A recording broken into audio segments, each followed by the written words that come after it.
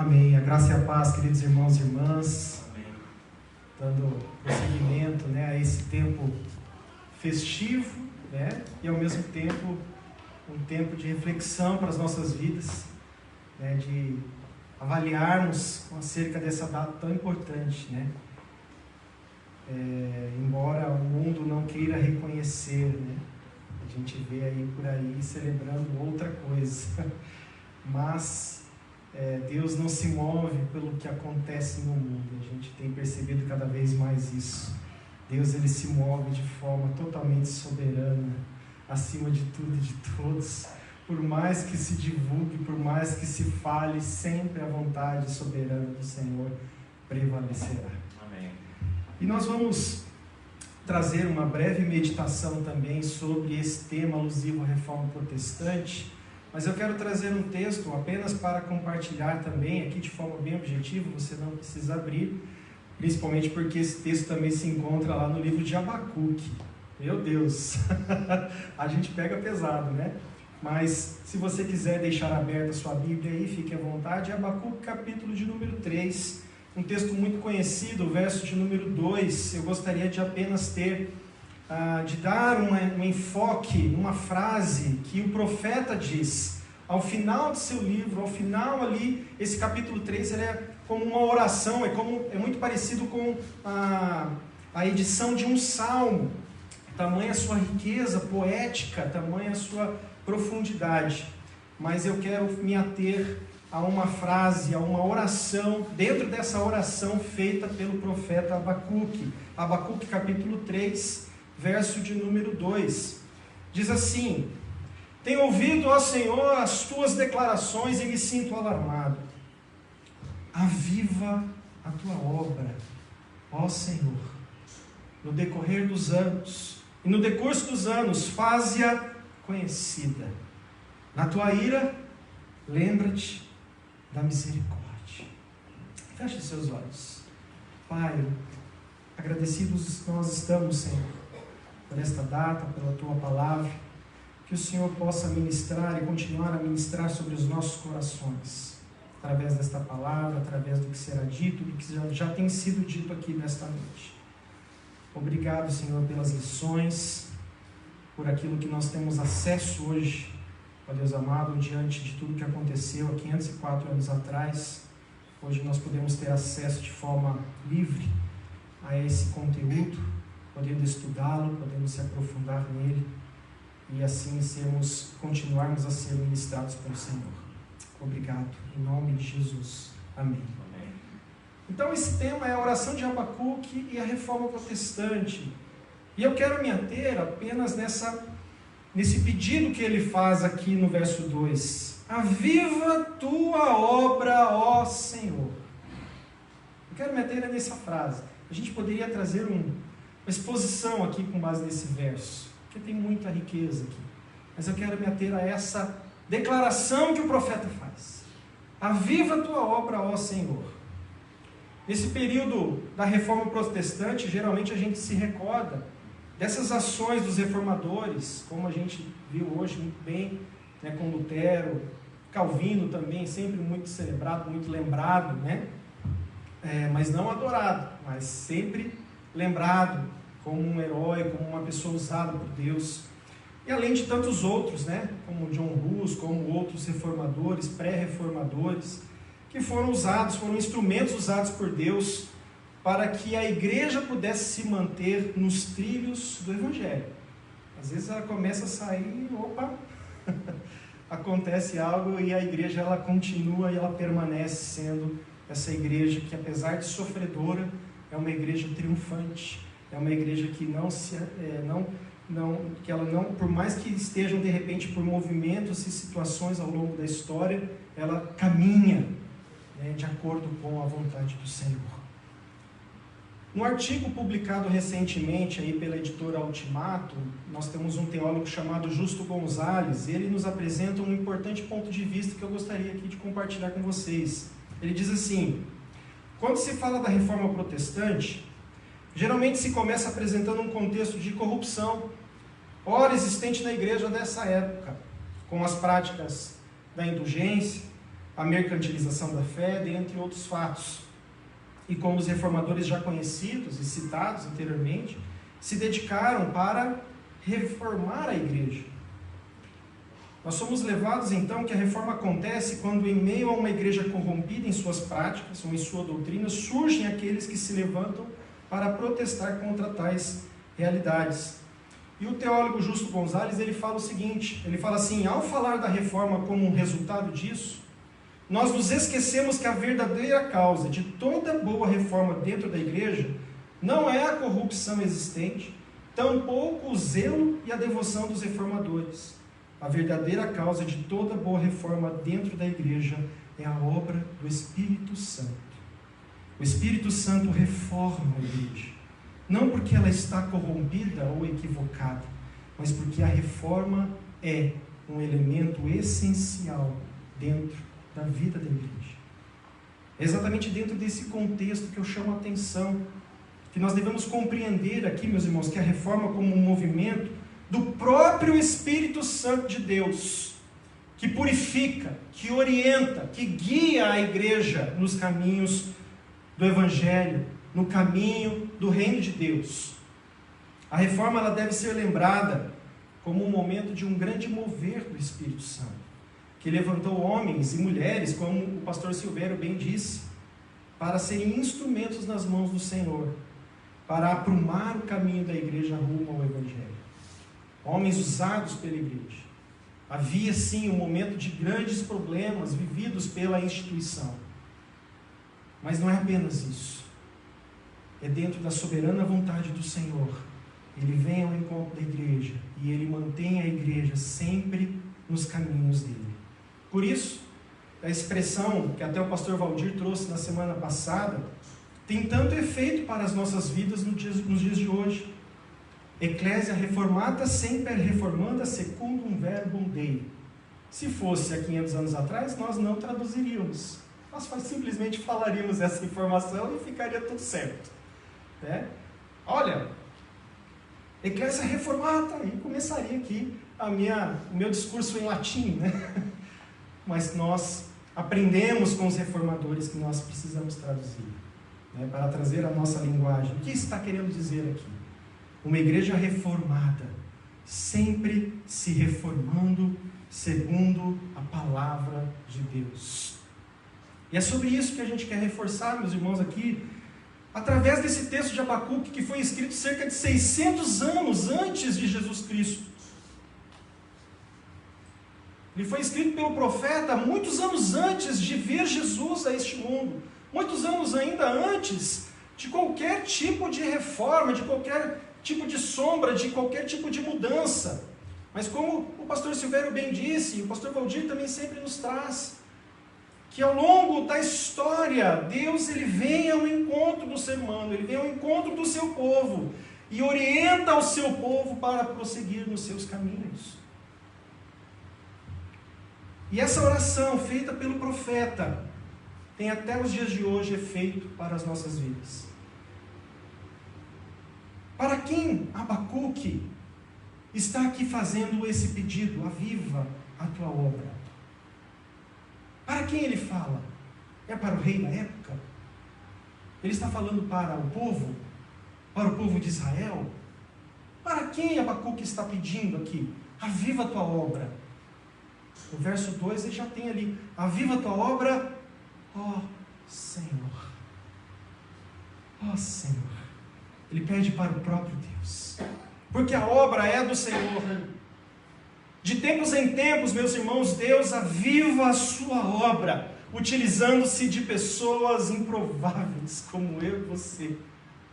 Mas também ao longo da história, nós também vemos homens e mulheres sendo tremendamente usados por Deus, para que a bênção dele se mantivesse, para que os caminhos do Senhor se mantivessem ao longo dos tempos. Nós temos Abraão em idade avançada. Podemos pensar que por já estarmos com uma idade avançada, não temos mais o que fazer aqui. Não, enquanto estivermos pisando sobre esta terra, nós temos um chamado a fazer. Abraão foi usado por Deus. Jacó, primeiramente conhecido como um grande trapaceiro, foi usado por Deus. Moisés, que tinha dificuldades para falar, conhecido por sua gagueira, foi usado por Deus. Raabe, uma prostituta, mas que guardou, protegeu os espias. E o nome e a geração, e ela foi incluída dentro, né, da geração que veio a Jesus. Os juízes, como Sansão, Sansão, um homem que desprezava, displicente no seu chamado, mas que no último momento, ele pede ao Espírito Santo: Espírito Santo, me dê novamente essa força, para que eu faça uma última obra. E ele faz. E se entrega por completo, para que o povo de Israel experimentasse libertação. Profetas, reis, discípulos. Então nós vamos falando aqui dos discípulos, nós vamos ter cada um com suas características. Pessoas que se nós fôssemos escolher hoje para compor um corpo pastoral dentro de uma igreja, não seriam aprovadas em nenhum momento. Mas foram tremendamente usados. Os reformadores, com todos os seus defeitos, com todas as suas limitações, eu e você hoje, ao longo dos anos, Deus levanta essas pessoas, as enche do Espírito Santo para manter o fôlego de vida na sua obra, para manter a sua obra avivada. Por isso, mais do que qualquer mérito desses reformadores, ou dos outros teólogos que os sucederam, só lhe deu glória. Toda a glória deve ser dada ao nosso Deus, ao Senhor da seara. O nosso Deus, o nosso Senhor é o principal agente sustentador da sua obra. Como dissemos aqui no início, com os dizeres de Justo Gonzalez, a reforma é obra do Espírito Santo e mantém a igreja no caminho do Evangelho. Entrando nessa palavra, aviva a tua obra, a gente fez uma breve pesquisa nessa palavra avivar, hebraica, tem o sentido de reviver. Em algumas versões está escrito essa palavra reviva, reviver a tua obra. E quando falamos no sentido original, nós temos alguns significados para esta palavra avivar, que eu gostaria de compartilhar aqui com os irmãos de forma bem objetiva. Primeiro desses objetivos, primeiro desses significados de aviva a tua obra, é claramente ter vida, no sentido de tempo de vida, no sentido de nós estarmos aqui existindo, no sentido de trazer a existência. Um outro sentido é de manter-se vivo em diferentes nações, em diferentes contextos, em diferentes situações frente à sociedade. Mantém vivo. O outro sentido que nós encontramos aqui é sustentar a vida. O próprio texto de Abacuque, capítulo 2, verso 4, diz que um homem justo pela sua fidelidade viverá. Sua vida será sustentada. Então, quando se fala de aviva a tua obra, também se fala de sustenta a tua obra. Também fala de uma vida próspera. Mas não no sentido de muitas riquezas, mas no sentido de longevidade. Na época, ser próspero na tribo de Israel era ser longo em dias, além de ter um lugar, uma terra para morar, para viver, e uma grande prole, uma família grande. Então, quando ele diz aqui, nesse sentido de sustento, também é que tem a vida longa, que essa obra dure, e como a gente sabe, ela durará para sempre. Aviva a tua obra também tem sentido de ser curado de uma doença. Às vezes a igreja, o povo, pode se encontrar em meio a uma doença de ordem espiritual, de afastar-se, de estar distante dos caminhos do Senhor. E nós notamos muito esse movimento no livro dos Juízes. Ora, o povo se afastava dos caminhos do Senhor, Deus levantava um juiz e o povo voltava aos caminhos do Senhor. E era aprumado nos caminhos do Senhor. Passavam-se alguns anos, o povo novamente se afastava, Deus levantava novamente um juiz e a obra ia se mantendo. Um povo que nessa época dos juízes o povo de Israel era um povo que estava afastado do seu chamado como povo. A gente falou uma certa vez quando pregamos sobre Sansão, um autor, um teólogo, ele fala que o povo de Israel ele vivia o que se chama hoje de inadimplência vocacional. Eles foram chamados a serem povo de Deus, mas eles estavam em falta com o seu chamado. Estavam doentes. Reviver, avivar a tua obra também tem sentido de ser animado, de um desencorajamento do Espírito. Podemos nos encontrar desanimados, podemos nos encontrar tristes, podemos nos encontrar com vários obstáculos, diante das dificuldades que se levantam na nossa vida. Mas o Senhor aviva, o Senhor traz vida, e o Senhor traz ânimo para o abatido. Sair da fraqueza, restaurar, e por fim, avivar a tua obra quer dizer também fazer crescer. Olha quantos significados nós temos aqui, tem mais, mas eu quero destacar esses. Um teólogo chamado Keil traz assim a passagem aqui de aviva a tua obra. Ele fala assim: Jeová, a tua obra no meio dos teus anos chama a vida, no meio dos anos dá a conhecer, chama a vida, chama para a vida. Deus mantém viva a sua obra e por isso o pedido do profeta ecoa em nossos dias. A reforma protestante foi exatamente esse período, meus irmãos, minhas irmãs, em que houve esse soprar do Espírito, levantando homens e mulheres que foram tremendamente usados para aprumar o Evangelho, para aprumar a igreja no caminho do Evangelho de Jesus Cristo, trazendo novamente a igreja à centralidade de Jesus Cristo. Concluindo esta breve meditação, esse pedido de Abacuque, ele se faz atual para nós, principalmente nesse dia tão festivo que nós temos. A partir desta oração, nós temos algumas importantes aplicações, meus irmãos. E eu gostaria de convocar, de compartilhar com vocês. A primeira dessas aplicações é que eu e você, todos nós, somos convocados a nos unirmos em oração, a esta oração que o profeta faz. Esta mesma oração, de uma forma muito semelhante, é feita por Jesus em Lucas 9. Senhor, a seara é grande, mas poucos são os trabalhadores. Envia trabalhadores para a tua seara. Porque Jesus, ele olha a multidão e contempla aquela multidão e vê uma grande multidão e se entristece porque ele constata que aquela multidão é como uma grande multidão de ovelhas sem um pastor.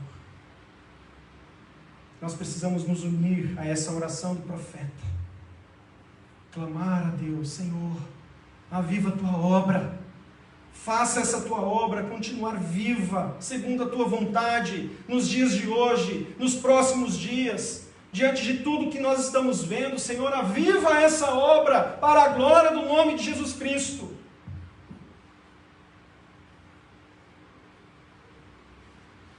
Concomitante também a esta oração, temos outra aplicação aqui, meus irmãos.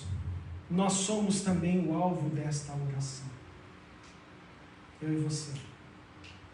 Somos instrumentos também pelos quais Deus pode e vai usar para o sopro do Espírito Santo na igreja de Jesus Cristo, para que a igreja continue a se manter nos caminhos do Senhor. Assim como Deus levantou pessoas improváveis ao longo de toda a sua história, para que a sua graça e a fé fossem manifestas, porque a obra é dele, Deus também pode levantar eu e você para essa obra, para respondermos a esse chamado de Deus. Fala: Senhor, eu quero fazer parte desse povo, eu quero fazer parte dessa obra, de manter essa obra viva no coração das pessoas, de vidas e mais vidas serem alcançadas pelo Evangelho, de pessoas sendo usadas, de pessoas sendo transformadas pelo poder do Evangelho. Mas para sermos instrumentos, meus irmãos, nós precisamos de quebrantamento. Esta semana, nesses últimos dias, o pastor e missionário Ronaldo Lidório, ele compartilhou um texto tremendo, falando exatamente sobre o tema do quebrantamento na reforma. Quebrantamento como um elemento essencial para a nossa transformação, para a nossa participação na obra do Senhor. Veja o que ele diz. O símbolo de Calvino passou a ser um coração seguro por uma mão e apresentado bem alto. Ao redor, escrito em latim, lia-se Cor meum, tibi offero Domini prompti et sinceri. O que quer dizer isso? Meu coração ofereço a Ti, Senhor, pronto e sincero. No domingo que vem, na escola dominical, nós vamos falar sobre a espiritualidade reformada. E nós vamos entrar dentro desse tema. Não perca, imperdível.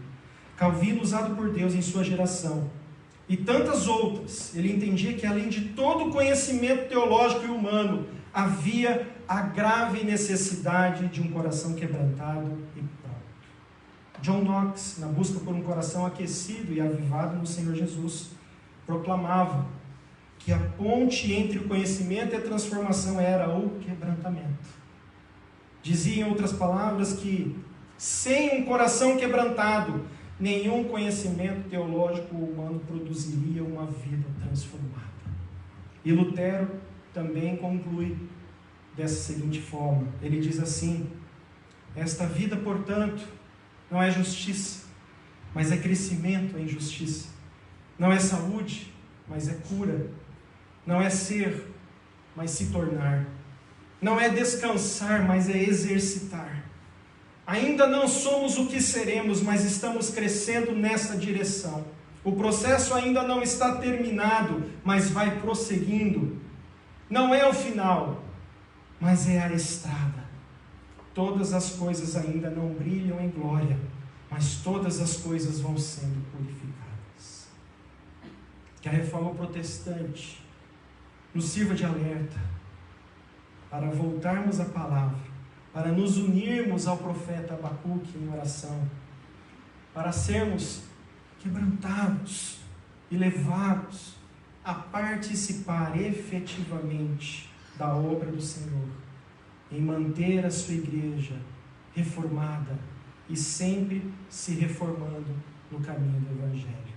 Que Deus assim nos ajude, em nome de Jesus. Amém?